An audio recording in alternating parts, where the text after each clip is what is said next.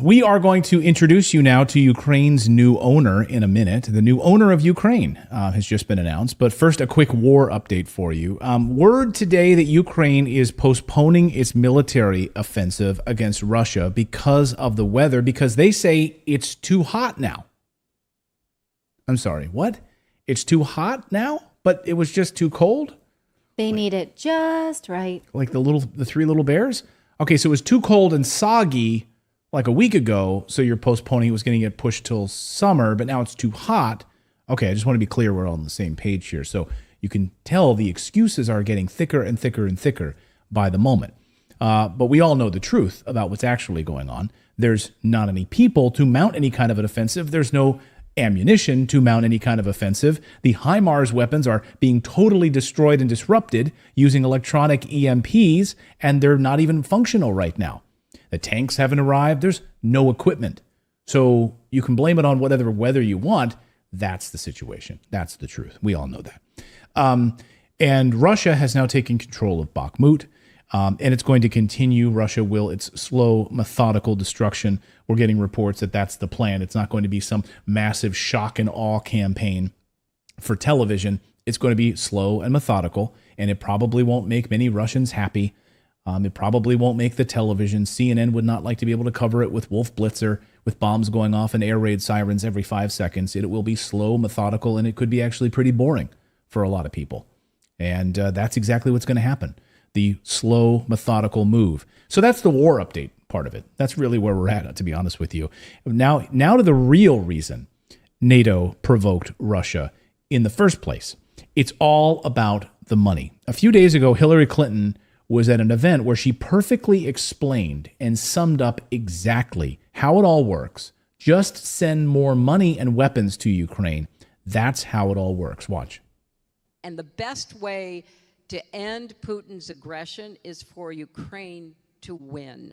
And that means we have to give them more help.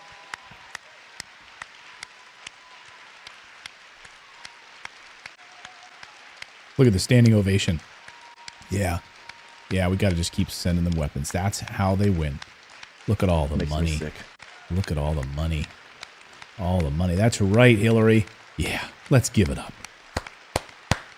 Look at that yes woman. Yeah, more money.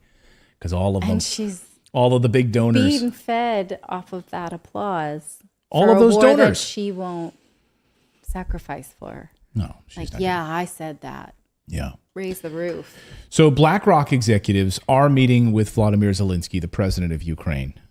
They've been there. They spent a nice weekend in Kiev. Let them know, all the BlackRock executives, they wanted them to know now who owns Ukraine from top to bottom. It's BlackRock. I'm sure they probably met in different bunkers than the NATO leaders that were there, right? No. It was in the nice palace. It was they got the nice silverware. They got the nice curtains and the daylight. So BlackRock is the largest asset manager in the world. It has massive ownership in, by the way, 7 top Russian companies, as well as major infrastructure across Russia. So it owns a lot of Russia as well. And it reminds me, this is they profit off of war either way, right? This is how it works with BlackRock. And now they own 30% of Ukraine, which is a low number, relatively speaking. But so they really want to own the whole enchilada, is what they're going for. Which is interesting because it used to be during war that it was weapons makers that profited off of both sides. We don't see that anymore because Russia and China make their own. And so it's not just one, and who is the new kingmakers of war is money. Right. Yeah, right. So it's who can we lend money to? It's who can we then make indebted to us, right? This is the international monetary, right? We'll lend you money, but then you're indebted to us for decades to come, right? The UK only recently paid off its debt to the United States from World War II. Think about that. Just a few years ago, the UK finally paid off its World War II debt to the United States, which is unbelievable. So why are executives from BlackRock meeting with Zelensky in Ukraine this weekend? What could they possibly have to gain? Here's the moment where they're all shaking hands. And I want you to notice all of the fancy camera work that they've got set up, like multiple cameras on tracks, so it's nice and smooth, it's well lit. Like this is a whole big production for all their big money guys in BlackRock. Watch. Mr. President. Nice to meet you. Great honor and pleasure to meet you. Honor. You're very welcome. Very good to be here. Hello. Charles, how are you? Very good to see you. Good to see you. Good to see you. Thank you for having us. For us, privilege. It's a privilege. Thank you so much for having It's us. a privilege. Put on the best black sweater for you. Це ж таки буде потужний Okay, let's meet. Zelensky 5'4"? посилення He's like 5'2". нашого, хай я скажу, Zelensky is like 5'2", 5'2" in There's nothing wrong with heels. being 5'2". But he's 5'2" in heels. We've seen him in I'm his 5'2". naked dancing heels. Hasn't stopped me in life from kicking ass. You're a woman. Yes. Back in December, so this was the big meeting this weekend, right? And they're there, of course. How many billions are we going to then? We'll put this money here, but we're going to buy up all of this land, so we will own everything. You'll recall this is exactly what Zelensky solicited when he spoke to Congress just a few months ago. And he said, hey, we're open for business. We like these companies, such as he specifically named BlackRock and offered them to come and invest in whatever Ukraine would be when it was rebuilt as a glorious victor. So we shouldn't be surprised he asked for this, and so Right. of course this is, oh, okay, that's why we knew this. Yes. So, hey, I'll check into that. Our health. Thank you for. Hold on a second. We just got a really nice super chat. Thank you for that. We will check into that, and I will look into that. Thank you so much, Our Health. Thank you so much. So go ahead, David. You were going to say? Yeah, I was just going to say. What was I going to say? Because Zelensky runs everything, he can offer them like whatever incentives they want. Like that, it's whatever they want is on the table. You want tax incentives? You want to pay no interest? You want all this stuff? Like he can set all that. So it's like a gold mine for them over there. Yeah. Oh, yeah. And so infrastructure from sewer to electricity to all major infrastructure, everything, the land. We're going to set up factories. We will own everything. That's exactly. So they own 30% of the country already. How much more do they want? Well, they want 70, 80%. They certainly don't want Vanguard snuffing in there. So it's been all BlackRock, right? And JP Morgan Chase, basically. Last December, it was revealed that BlackRock CEO Larry Fink had already been having meetings with Zelensky. We learned about this. And of course, the Zoom phone calls. There's Larry Fink with zooming in, to the conference room with Zelensky, ironing things out. How can we make sure that all the infrastructure, the money we're going to pour into is growing? And that's exactly what's happening. And as Zero Hedge has been reporting, there's growing pushback now over BlackRock in Ukraine. Taxpayers paying for the war, so that, and all the war bills. So all of the taxpayers, you guys are paying for all of the weapons. You guys are paying for all of the bullets. You guys are paying for all of this. You guys are paying for because of higher inflation. All of it because of Ukraine. And then who profits? It's BlackRock. They get to swoop in at these deeply discounted, war-torn prices. Hey, we've got it's like a Crazy Eddie sale, for Memorial Day. Hey, we've got a war on. We've got great prices this war. Come on, who wants to come in and support it? And BlackRock swoops in with all of their money. So you're funding it, and they get to reap it, the harvest of it all. Here's Going Underground. This is a good tweet.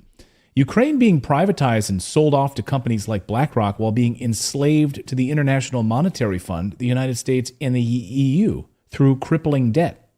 And we reported on this last year here on the show. Oh, sure, the IMF will give you all of these loans, but then you'll be indebted to us for decades to come. We will own you. It's exactly what the IMF does to Africa, and it will do to Ukraine. You will be under the thumb of the EU, the United States, and the International Monetary Fund for decades to come. Now, if you want to see why Tucker Carlson, our friend, was pulled off the air at Fox, look no further than this segment where he names names and calls out BlackRock just a few months ago. This is January. This segment aired, and then it was revealed that Zelensky was already having meetings with BlackRock. Watch this amazing moment. Destroyed Ukraine, killed over 100,000 Ukrainians, but it's still going. Why is that? Because the Biden administration has kept it going. They could have forced a peace. They haven't. They don't want to. Why is that? Why kill all these Ukrainians? Why destroy an entire country? Well, because people are getting rich. BlackRock plans to get rich. So BlackRock is now saying out loud that the war in Ukraine, the death of all these Ukrainians, is actually a great opportunity to transform Ukraine into a beacon of capitalism. Right. Goldman Sachs is excited, too. Their CEO says that rebuilding Ukraine represents, quote, good economic incentives for real return and real investment. Imagine. Whose money is that? Oh, it's going to be yours to rebuild Ukraine. These guys are going to get rich from it. You see how this works? Yeah, you see how this works? Boy, we miss him. That was January. And then a few days after those comments by Tucker, BlackRock increased its position in Fox News in February. Coincidence? Yes. BlackRock now owns a massive percentage of Fox News. Many of you know this. This is not news to many of you. Maybe it's news to some of you. If you don't think that this had anything to do with Tucker being silenced, then just go to Fox's website, by the way, and do a search for stories about BlackRock. This is interesting, right? We just saw Tucker doing a story about BlackRock. And the way that Fox's website works on the back end is that it uses transcripts of segments. So when you do a search, Tucker did a whole segment on BlackRock. Go there and type in the search results for that segment or any segments on BlackRock. Should easily pop up in search results. You can find hundreds of other Tucker segments there, but you won't find anything on BlackRock. Zero. Notice on your screen, zero. Zero. When you type in BlackRock on Fox's website, zero. You'll get zero results. Interesting, huh? Of course, Tucker was right.